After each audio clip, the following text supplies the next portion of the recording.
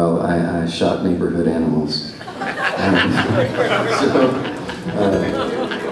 In any event, my friend refused to write the song about it, fearing that his father would be upset. And so, no, I just figured he thought I would suck at Thanksgiving.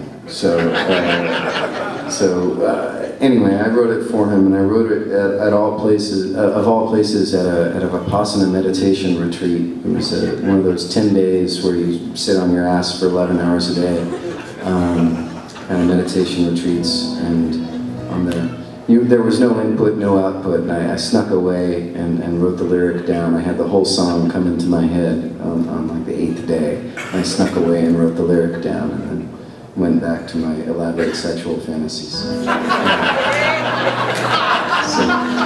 what I discovered, I don't know if I've mentioned this before here, but at a 10-day Vipassana meditation retreat, the women become psychic, and the men just sit there and play dirty movies in their heads. And once we could all talk to each other again, because there's nothing except for, kind of very, very stoic, this noble silence is what they call it, right? And so you don't break noble silence. But the women, once we could talk, they would say things like, I could really sense that you were giving so much energy. That girl in front of us, she was having such a hard time, and I could sense you completely supporting her, and I could see her responding to it, and just the energy between you two was amazing. You really helped her through this week. And the men were like, what are you thinking about? But we all looked like we were really, really spiritual. So this is what I did on my meditation retreat. I was the driver for the drive-by of the neighbor's dog. Dad had always saved him, and he said, come on son, get into the Vega now, I'll go get my shotgun. It was a military holiday, and kids were everywhere. I hid behind the steering wheel and tried to disappear. Tried to speak but couldn't. Dad was whistling and drinking beer. And I prayed, dear God, if you save this dog, I will never get high, I will never jack off, I will do all the things that I should, but not be a good boy from now on. Turned around the corner soon, saw the neighbor's yard. Dad lit up a cigarette and rolled his window down and grinning like an idiot, stuck his head and body out.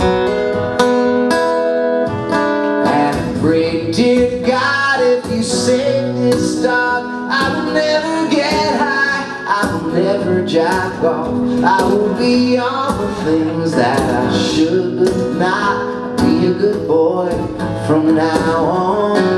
I'll be a good boy from now on. Well, he popped in a shell, took him with the gun, and a flash and a bang, dog, it was gone. It jumped up and it ran away.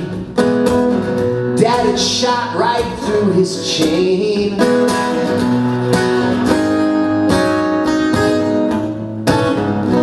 Dad said, take me to the dairy freeze, I wanna have a shake. We sipped them on the benches there, stared out on the lake. Dad has never said another word about that day.